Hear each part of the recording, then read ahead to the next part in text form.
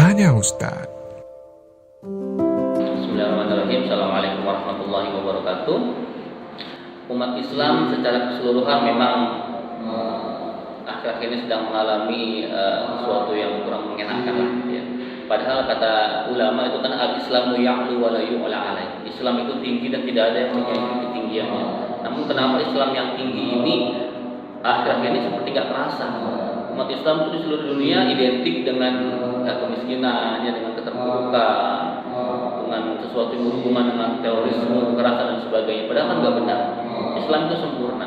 Tidak ada satupun ajaran di muka bumi ini yang sesempurna agama kita. Dari mulai bangun tidur sampai nanti tidur lagi, semuanya tercakup dalam agama kita. Kata Rasulullah SAW, kondisi ini memang sudah diprediksi 14,5 abad yang lalu. Dalam sebuah hadis yang agak panjang, Rasul bersabda, "Yusikul umamu an tada'a alaikum kama tada'a kalatul qas'atiha." Nanti kata Rasulullah kan tiba masanya umatku itu, umat Islam, seperti sebuah hidangan yang diperebutkan para pemangsanya. Ada sebuah piring makanan diperebutkan orang-orang yang sedang kelaparan. Itu kondisi umat Islam hari ini. Wa min qillatin nahnu yawma idzin. Ada sahabat bertanya, "Rasulullah, apakah jumlah kita pada waktu itu sedikit?" Kata para sahabat. Qala bal antum yawma idzin katsir. Kata Rasulullah, "Tidak, jumlah kalian waktu itu banyak, bahkan mayoritas seperti di Indonesia ini. Walakinnakum busa'un ka busa'is sayl." Tapi sayangnya banyaknya kalian itu bagaikan buih di lautan. Ya, antum semua tahu yang buih di lautan itu seperti apa? Karakteristik buih itu banyak, tapi dia nggak punya pegangan. Kadang-kadang angin bertiup ke kanan ikut ke kanan, kadang angin bertiup ke kiri ikut ke kiri. Kadang ada ombak yang besar dia hilang sama sekali. Itu adalah buih. Banyak tapi seperti buih. Itu gambaran umat Islam hari ini. Kata Rasulullah, sebabnya ada dua. Sebab kenapa umat Islam banyak tapi bagikan buih di lautan. Yang pertama, walayam za'annallahu min suduri adukum wal muhabbata minkum. Allah telah cabut rasa gentar di dada musuh-musuh Islam. Apa yang terjadi setelah itu? Ketika rasa gentar itu tercabut, maka umat Islam akan disepelekan di seluruh dunia. Umat Islam tidak dianggap lagi sebagai sebuah kekuatan. Umat Islam dimarginalkan. Umat Islam hanya dijadikan sebagai objek, tidak menjadi subjek. Umat Islam hanya dibutuhkan, mohon maaf, suaranya ketika menjelang pemilihan umum. Umat Islam hanya dibutuhkan uangnya untuk membeli produk-produk mereka. Umat Islam hanya dimanfaatkan untuk kepentingan mereka. Dan kita seperti tidak punya power, walaupun jumlah kita itu banyak, powerless. Itu yang Rasul gambarkan. Kenapa? Karena musuh-musuh Islam tak lagi gentar terhadap umat Islam. Beda dari zaman dulu. Zaman dulu ketika musuh-musuh Islam mendengar kata umat Islam, mereka gemetaran. Apalagi ketika akan berperang melawan Islam. Ya, karena umat Islam ketika berperang fisik melawan orang-orang kafir misalkan, itu selalu mengalami kemenangan. Kenapa seperti itu? Karena mindset umat Islam tatkala membela agamanya itu beda. Kalau orang kafir perang ingin selamat pulang ke rumah. Namun kalau orang Islam perang itu mencari mati syahid. Karena itu ketika perang tidak pernah menang. Musuh-musuh Islam akan ketakutan ketika mendengar kata-kata umat Islam. Ya, hari ini rasa gentar itu dicabut perlahan-lahan. Yang kedua, kenapa sebabnya? Walayaqzifanallahu fi qulubihimul wahan. Dan Allah tanamkan penyakit wahan kepada setiap diri muslim. Baqala qailun ya Rasulullah wa mal wahan. Ada sahabat bertanya, ya Rasulullah, apa itu wahan? Kata Rasulullah, hubud dunya wa karahiyatil maut. Penyakit wahan itu penyakit yang terlalu mencintai dunia dan terlalu takut kepada kematian. Ini yang menyebabkan umat Islam terpuruk hingga akhir hari ini. Yang pertama, tadi tidak ada lagi ketakutan di dada musuh-musuh Islam. Yang kedua, penyakit wahan, mencintai dunia berlebihan dan takut mati berlebihan. Cinta dunia boleh teman-teman semua, cinta dunia boleh, tapi tidak boleh berlebihan. Kita pegang dunia boleh, kita genggam dunia boleh, tapi jangan kita masukkan ke dalam hati kita. Ketika dunia sudah masuk ke dalam hati kita, maka kita akan lalai lupa dari Allah Subhanahu wa taala. Takut mati pun wajar, teman-teman semua.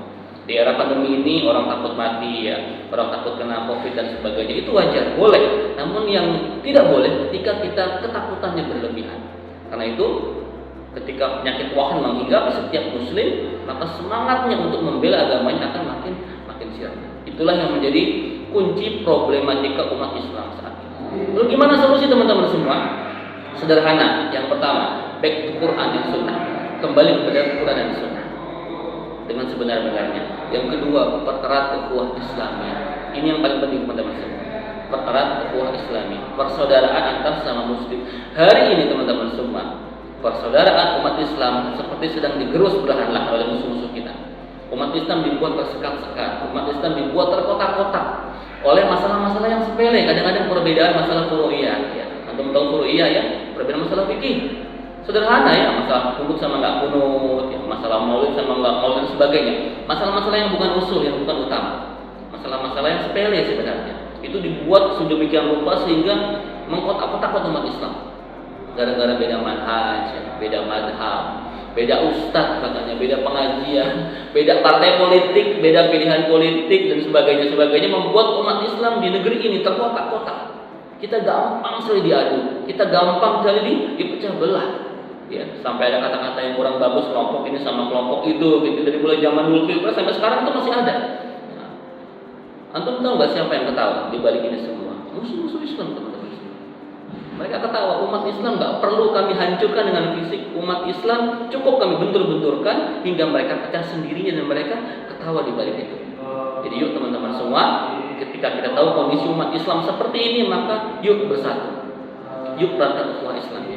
Karena insya Allah dengan ukhuwah Islamiyah umat Islam tak bisa dikalahkan. Allah. Terima kasih. Assalamualaikum warahmatullahi wabarakatuh. Lalu Ustaz, satu lagi pertanyaannya. Di manakah peran ulama saat ini ketika tadi dikatakan hubud dunia? Harus bagaimanakah ulama itu berada dalam konteks di umatnya itu sendiri? Ketika kita bicara hubud dunia, maka ini pasti dimiliki oleh siapapun. Kata Allah Subhanahu wa taala, "Kama zuyyina lin-nasi hubbush syahawati minan nisa." Bahwa memang manusia itu dilengkapi dengan syahwat ya, nafsu, keinginan mencintai kepada perempuan, wal banin kepada anak-anak, wal qanatiril muqantarati minaz zahabi wal fiddah. Manusia pun diberikan kesukaan sama harta yang bertumpuk-tumpuk dari jenis emas dan perak. Ya. Lalu suka dengan binatang ternak, suka dengan sawah dan sebagainya. Itu memang fitrahnya manusia, menyukai hal-hal yang bagus. Ya. Tidak apa-apa saya bilang tadi, tidak apa-apa kita mencintai dunia, asal jangan berlebihan. Nah, peran ulama di sini menyampaikan kepada jamaahnya, kepada masyarakat, untuk mencintai dunia proporsional saja. Ya. Menjadikan dunia itu sebagai jembatan menuju akhirat. Semua yang kita miliki tentang keduniaan kita jadikan bekal kita untuk akhirat nanti. Karena ada orang yang mencari mengumpulkan dunia, yang dia gunakan hanya untuk bersenang-senang di dunia yang sementara ini. Ya, dia tidak gunakan untuk sesuatu yang jangkanya lebih panjang. Nah, ketika antum menguasai dunia, boleh. Umat Islam tidak bukannya nggak boleh kaya. Silakan antum kaya, silakan antum punya kekuatan. Tapi semua yang antum miliki itu digunakan untuk jihad fisabilillah, untuk menegakkan agama Allah Subhanahu wa taala. Nah, ini yang paling utama teman-teman semua. Jadi para ulama menyampaikan bahwa ayo umat Islam silahkan kaya, silahkan punya kedudukan, silahkan punya kekuasaan, silahkan punya teknologi yang tinggi, tapi itu semua digunakan untuk menegakkan agamanya Allah Subhanahu wa taala. Gitu kira-kira. Kalau ulama ubud dunia dan ulama akhirat itu perbedaannya di mana? Yang signifikan? Oke. Nah, teman-teman suka ada yang bertanya sama saya, Ustaz, hari ini kita ulama ini banyak, Ustaz ini banyak, kiai ini banyak. Siapa yang harus kita ikuti gitu ya? Karena ada ulama-ulama yang kadang-kadang fatwanya itu nyeleneh. Kita sebagai orang-orang yang awam gitu yang masih bingung, ini siapa yang harus kita ikuti? Kalau kata Imam Syafi'i yang pertama, ikutilah ulama-ulama yang paling dibenci sama orang kafir dan munafik, teman-teman semua. Ikutilah ulama yang paling banyak panah musuh-musuh Islam terarah kepadanya. Nah, itu ciri-ciri ulama yang kita harus ikuti. Seperti apa kira-kira ulama itu yang harus kita ikuti secara kontekstualnya sekarang, teman-teman semua? Kata Rasul dalam sebuah hadisnya tentang akhir zaman, ini saya kalau baca hadis ini suka merinding. Kata Rasul gini, badiru fitanan kaqita'il lailil muslim. Bersegeralah beramal soleh, berhijrah ya, jadi orang baik sebelum datangnya zaman fitnah seperti sepenggalan malam. Kata Rasul demikian. Yusbihur rajulu mu'minan wa yumsi kafiran. Ada laki-laki iman pagi hari, yang di pagi hari dia beriman dan di sorenya dia menjadi orang kafir. Au yumsi mu'minan wa yusbihu kafiran. Atau dia sorenya beriman, paginya kafir. Nanti akhir zaman ada orang kayak begitu teman-teman semua. Ada orang paginya itu beriman, sorenya kafir, atau sorenya dia iman, paginya dia langsung kafir. Di ujung hadisnya ini, ya bi'u dinahum li'aradin minad dunya. Mereka menjual agamanya demi mendapatkan dunia. Ini Rasul sudah gambarkan ada orang-orang yang menjual agamanya untuk dunia. Terlebih kalau orang itu punya ilmu, diakui sebagai alim ulama, dia menjual fatwanya untuk dunia.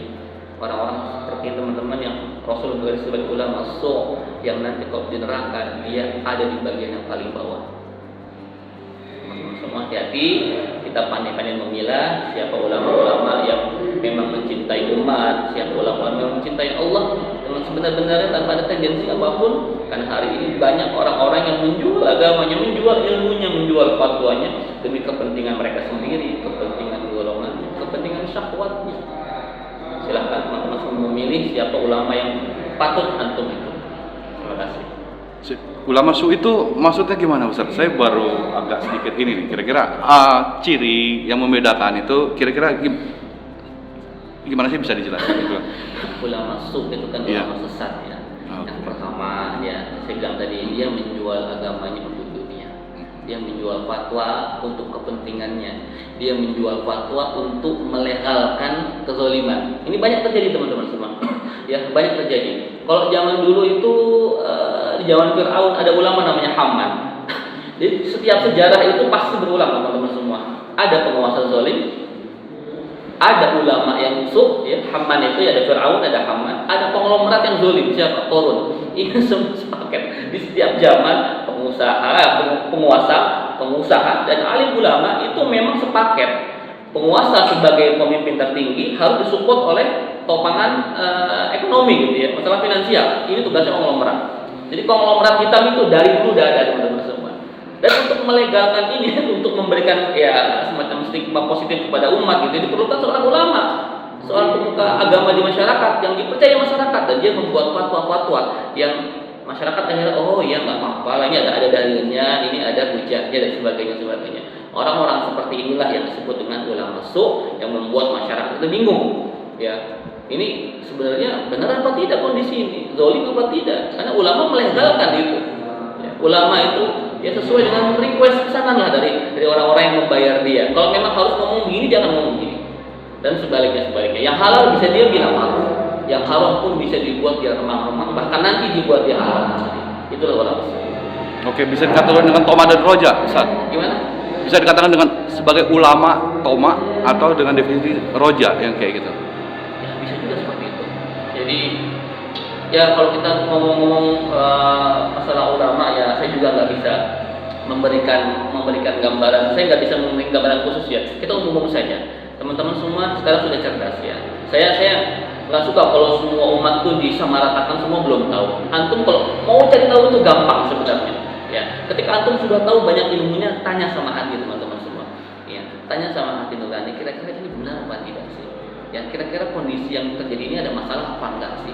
Kira-kira umat Islam sedang baik-baik saja apa enggak sih? Kok ketika sedang ada masalah, kenapa ulamanya diam? Ya, kenapa ulamanya malah menyampaikan sesuatu yang bertentangan dengan nurani publik dan sebagainya? Nah, itu teman-teman silakan bertanya kepada diri sendiri. Insya Allah teman-teman semua, sunnatullahnya setiap manusia itu orang baik. Saya ulangi, fitrah manusia itu orang baik, teman-teman semua. Jadi ketika ada kezaliman, kalau dia orang baik, dia pasti akan merasa gelisah. Contoh sederhana, kalau antum jarang bohong, ketika antum harus berdusta sekali saja, antum akan dihantui rasa bersalah. Antum akan keringat dingin, terbawa mimpi mungkin tiap hari. Itu orang baik teman-teman semua. Karena orang baik ketika dia melakukan sebuah maksiat itu akan merasa terbebani. Jadi ketika antum sekarang dihadapkan pada putusan milih ulama yang mana, tanya sama hati nurani. Karena hati nurani manusia itu cenderung adalah fitrahnya baik. Ya, jadi manusia itu cenderung adalah orang-orang yang baik. Ya, karena lingkungannya, mungkin karena intervensinya, atau mungkin kan nggak dekat dengan Allah, jauh dari ibadah, mungkin dia hatinya mulai kotor. Jadi manusia sebenarnya orang baik. Ya, tanya sama hati antum masing-masing.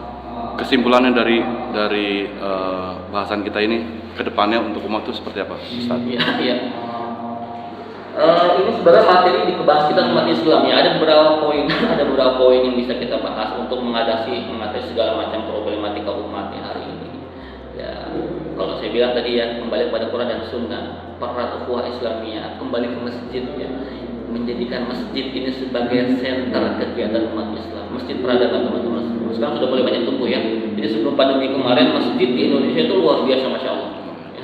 Masjid ya, kita buat Jogokarian, Masjid Baitul Ma'mur di Pasar, Masjid Namil di Lamongan, Gunung Jalan di Pontianak itu masjid-masjid peradaban yang tidak hanya menjadikan masjid sebagai tempat ritual ibadah, tapi menjadikan masjid sebagai center kegiatan umat Islam. Di situ ada ekonomi, di situ bicara politik juga, di situ segala macam untuk strategi kebangkitan umat Islam semua di masjid. Ketiganya anak muda. Nah, ini teman-teman semua para pemuda. Ya, para pemuda yang Rasul jamin masuk surga nomor 2. Wasyabun nasya'a fi ibadatillah.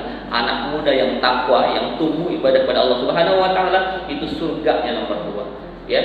Quran, sunnah, masjid, anak muda, ukhuwah Islamiyah. Ini insyaallah akan menjadi faktor kebangkitan umat Islam. Terima kasih. Assalamualaikum warahmatullahi wabarakatuh. Tanya Ustaz.